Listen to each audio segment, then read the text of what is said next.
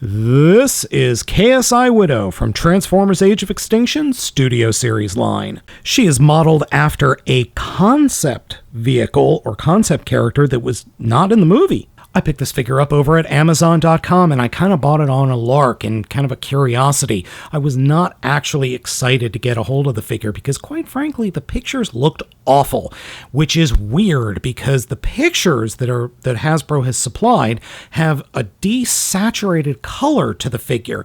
Having her in hand, she's bright freaking dark orange.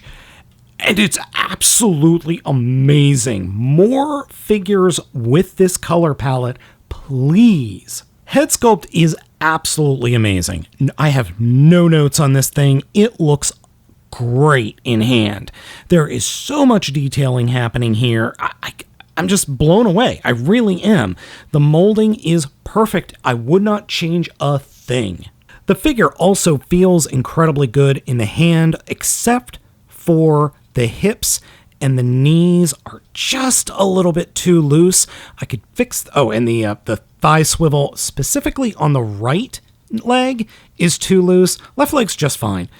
It's weird because I really feel like there is a potential for perfection here that Hasbro just didn't nail at the deluxe class size. This figure really deserves to be a larger size class. Everything is just well proportioned on this thing. It's got good posability, which we'll get into in just a second, and there's virtually no car kibble. That's because it's all stored back here on the back of her cab. So 1, 2, 3, 4. There's an entire roof and front and top of a car stored in her legs, and it's amazing. The figure comes with these forearm-mounted blasters that are a right pain in the butt to get on, but once they're on, they don't come off that easily, which is good. When you pull them off, you can store them right up in these flaps that are underneath or behind the shoulders, or coming off the shoulders. Gives her kind of a cape-like look. Or the shoulder pad, not shoulder pads, the doors coming off the shoulders give it a cape-like look, or half cape, which I really do appreciate. And then when you put the guns in, it looks like she's got a jetpack. Oh, I love that so much. And there's a nice little flight stand peg right in her keister. Posability wise, we're going to start from the bottom and work our way up. Unfortunately, there is no ankle pivot due to the nature of the transformation. There is a double bend at the knee, or it looks like there's supposed to be a double bend, but there's actually only one joint there. That inside of each knee looks really cool, but that is for this panel hanging off the thigh. We'll get into that in the transformation. Hips go wiggly wobbly. Legs can kick forward and can get back at 90 degrees. They can kick out at, not that because of this piece of car kibble, but if you move it out of the way, it still can't kick out that far. Oh, and the thigh swivel I mentioned. I gotta retransform that. Shoulders are actual ball joints, and they are slightly limited by the gigantic shoulder pads, but it's fine. There is a mushroom peg at the upper bicep, and then the elbows do bend at 90 degrees. No fist articulation. I'm okay with that. These hands are tiny. And quite honestly, the whole figure feels small. Here are two other Studio Series figures that I got at the exact same time as Widow. Notice a difference in size. And that head is slightly posable. You can look up and down. There is a ball joint back here, but it is limited due to the nature of the head mold. And I'm assuming those are braids? The braids really give me a Black Arachnia vibe, and I would love to see this done up in Beast Machine's Black Arachnia Violet. That would be really cool. Hey Grimlockimus, get on that. Given the standard range of posability, she is able to pull off some alright poses, but unfortunately she is limited somewhat, and unfortunately she cannot dab. Do people dab anymore? Is that still a thing? All right, let's go ahead and get into the transformation. The first thing we're going to do is actually pop off the wrist-mounted or forearm-mounted cannons and put them off to the side. Then come to the legs and just kind of smush them together. There are a lot of bits in here that as long as you've got the legs transformed correctly, everything will connect. It just requires a bit of force. Come down to the toes, flip them up, come down to the little pieces that are coming off the knees and fold them up as far as they will go. Come to the back of the calves and then fold out the rest of the vehicle mode. Which I thought when I first saw this, I thought, oh, it's just a shell former, it's going to suck. No, the way they've pulled this off actually is a benefit to the whole figure. And it doesn't actually limit the figure in robot mode except for not having an ankle tilt. The figure not having a torso swivel, that I have no idea why. I just don't know why they didn't bother to give her one, but oh well. All right, take the arms, point them straight out, and then turn them upside down so that the shoulders, or the ball joint in the shoulders, is pointing up. Take the doors on the backpack and fold them out. Take the head and push it back and fold it and its entire spine all the way down, and the spine will plug into the hole in the keister. So just flip that down and snap that into place. Then we could take these panels that are on the sides of her thighs, pull them out as far as they will go, make sure the figure is nice and straight, and then fold them back down along the body, and they will peg into the upper shin car panel section thingies. Yeah, that's a scientific term. Now, for the shoulders, you see these nice pins. The whole shoulder section will swivel around and will tuck in underneath the head dreadlocks. No, they're not dreadlocks, braids. Now, for the cannons, we could have done this sooner, but I like to do it here because they don't like to stay in place. There are these tab holes right where my finger is on either side, and the cannons will peg into those tab holes. But be wary. You really have to push them in order for them to stay in place. If you don't, they will pop. It's already popped out. See? They are...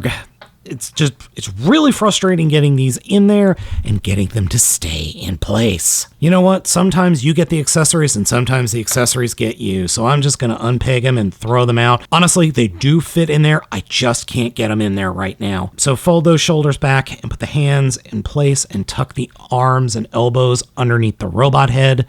And you just want to make sure that the robot head is not bent at any weird angles.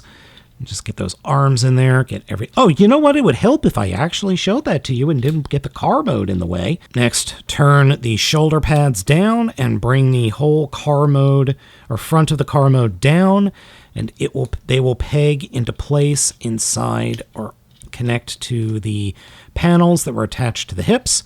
And then we can bring the whole rest of the car mode down, and this is where you just kind of have to futz with it. Just push things around, push things into place, get everything snapped in. It's not the easiest thing in the world to make sure all the panels line up and get everything. But once you get everything in place and you get it to the point where you're not having to mess with the panels anymore, you'll be fine.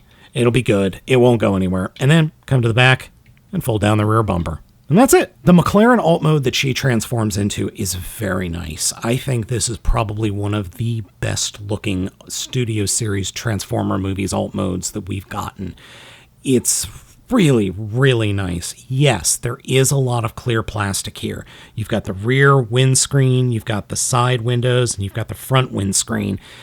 And I do worry about that, but in this case, having the smoky glass or clear plastic, I think works. It would be better if they were solid plastic, maybe painted in this smoky color. That would be really cool. Color matching is okay in this mode. There is only 2 spots that I think don't color match well, and those are specifically these stripes going up the A-pillars. Those are the only bits that I think are poorly color matched. The rest is very nicely color matched. And I love, love, love this burnt orange color on this mold. And the tires, they painted the hubs well. They really did a good job on this figure. I just think it's too small. I really think that this should have been a Voyager class figure. Now, this is the point in the video where I would do some size comparisons for you of the vehicle mode, but I actually don't have any movie studio series figures out or easily available. Normally with these, I review them and I just kind of put them away and kind of forget about them. So I'm not going to do any size comparisons for you, unfortunately. Let's go ahead and get it transformed back. This I'm less fond of because I feel like I'm breaking the damn thing. I have found that the best way is just kind of twist it a little bit just to pop the doors, and then you could get your finger in the front and just kind of pull up as gently as possible, and then you can fold that out. Once you get the initial connection of the front and the rear panels undone, you're fine. You're golden. All right, fold that front face forward, grab the head, unpeg it, and flip it up. Snap that into place. Then swing the shoulders up underneath the quarter panels. Fold the wings, fold the doors down, and flip out the toesies, which is actually a lot harder than you might think. Oh, I forgot to mention, these are ratcheted. 1, 2, 3. So they are ratcheted, which doesn't help our posability at all, but they are ratcheted. Unpeg these, fold them up, and then fold them all the way up, and then push them in. Unpeg, fold it up, push it in, or swing it up. Then 1, 2, 3, 4, and split the legs apart, and we're done. KSI Widow is the odd figure where all my preconceptions were blown out the window. This is a good figure, and it deserves a lot better treatment than a lot of folks online have been giving it.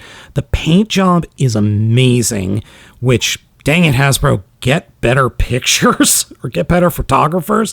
The orange, the burnt orange, is absolutely lovely, and this is one of those figures that I really want to see at a larger size class that's maybe just a little bit more complicated and given just a little bit more love in the paint department, because quite frankly, she's great. So we've got Mirage, who was an absolutely fantastic figure in Studio Series from a few years ago, and now we've got KSI Widow, and I think there's a third one whose name I have no idea about, and I looked at the TF Wiki and I couldn't find a name.